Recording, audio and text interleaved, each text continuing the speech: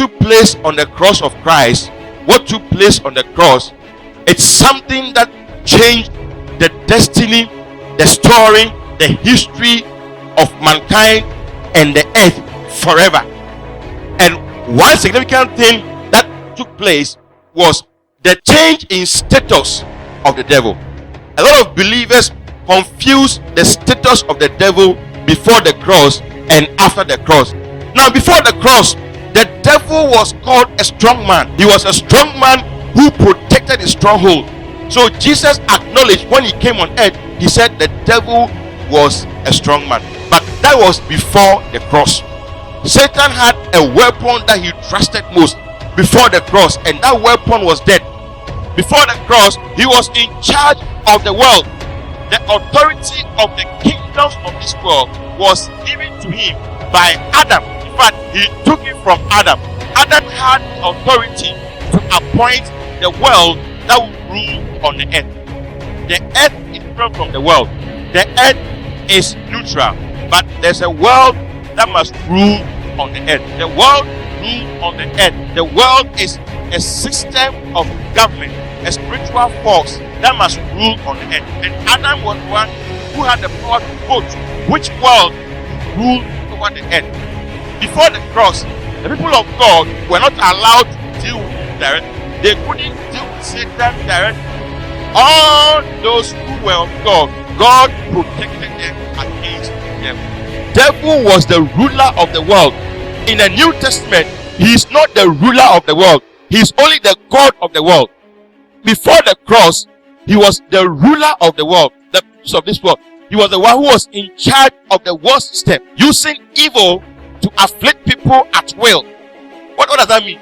That means that people in this world choose to worship him. So now he has become the God of all those who are in the world. We believers are not in the world. We are in the world, but not of the world.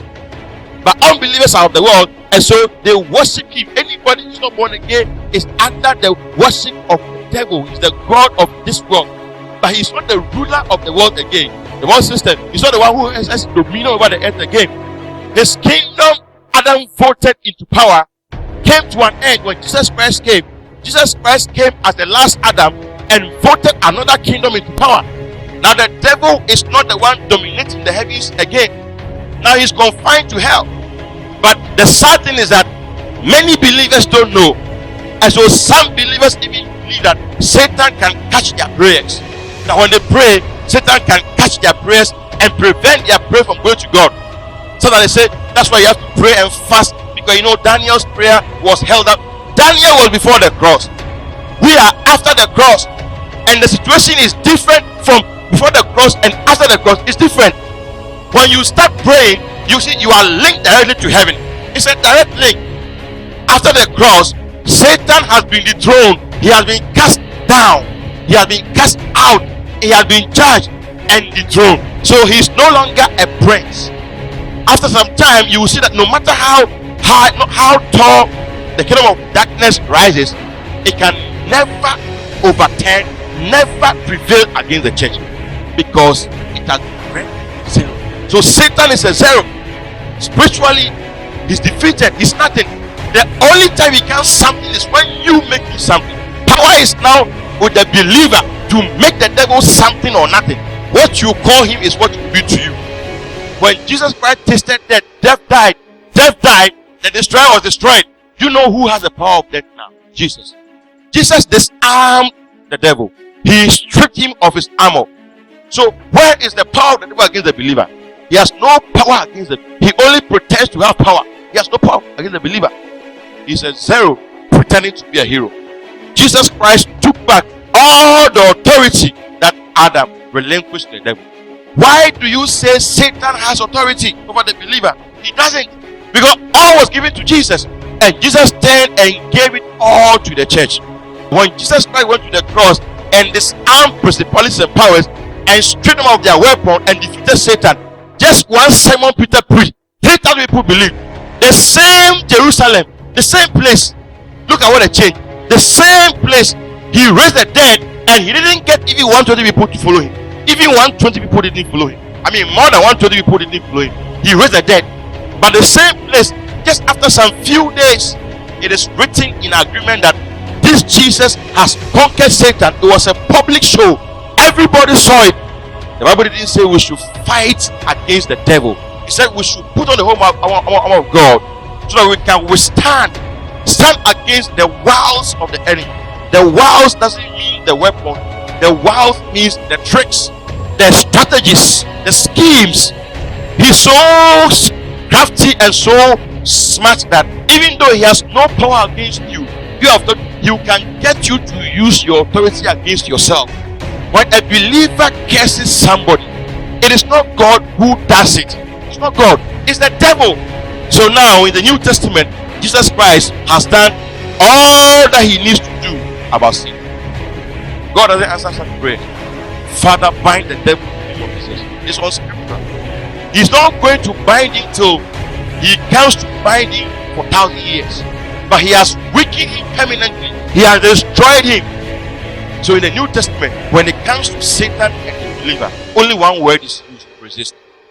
In the New Testament right now, it is you who must do something about the devil. He said, I give you authority to trample snakes and scorpions. They belong to the department of the kingdom of darkness, who come when we are unaware, who come in our weak moment, who come when we have lost our guard. The devil is a serpent, scorpion is death. Today, there are some believers, they get up and they see certain occultic things in front of their house. They must call their pastor, or they must go for special anointing oil, or go for special direction. Evil has no power over the believer. Let us put the devil where he belongs. If you give him an inch, he will take a meter. Sometimes we allow the devil too much room in our lives. When you see those negative thoughts coming, take control and tell him to shut up. If you don't do that, the thought will get to a point where it will overpower you. You can't even think straight anymore. People sometimes say, oh, you are over spiritualizing things. It is better to spiritualize things than to canalize things. Sometimes we say, I don't want to spiritualize. Listen, this world is a spiritual world. It is better to spiritualize things than to canalize everything. You have a dream, deal with it. Pray and rebuke the devil. Don't stay there and say, oh, this is just a dream. It's not just a dream. It's the devil's message. The devil's EMS. You must either sign or reject. When you sign for it, it comes to you. It's a package. Oh, I don't want that. You too, Satan, stop that. You are not serious. Resist him. When God created good, automatically evil was created. But it was Satan who activated evil by choosing to live independent of God. From today, never be afraid of evil. Never be afraid that Satan can afflict you with evil, so that you will be free in your mind as a child of God. The devil doesn't have a right to use evil against the believer. If the church becomes one and we become one voice, we can stop evil from coming to this nation, because power belongs to the church. We can decide who is in power, who is not in power. Yes, we have so much power, but we don't use it, and we allow the devil to afflict us with evil. He has no power against the believer unless the believer gives him power. The devil knows you are a child of God. He knows you are a citizen of heaven, but sometimes he can intentionally behave as if he has forgotten. You must remind him. Say, look, Satan, I am a child of God. This thing cannot be applied to me. I'm exempted from this thing because I'm a child of God. You can't have your way with me. This thing is not my portion. If he forgets, remind him. If you remind him, he cannot pretend he has forgotten. God, it is written down. What is written is written. The devil doesn't deserve your attention. When you give him your attention, that is when he grows in your life. Ignore him, deal with him, and forget about him. Know that he has no power over your life.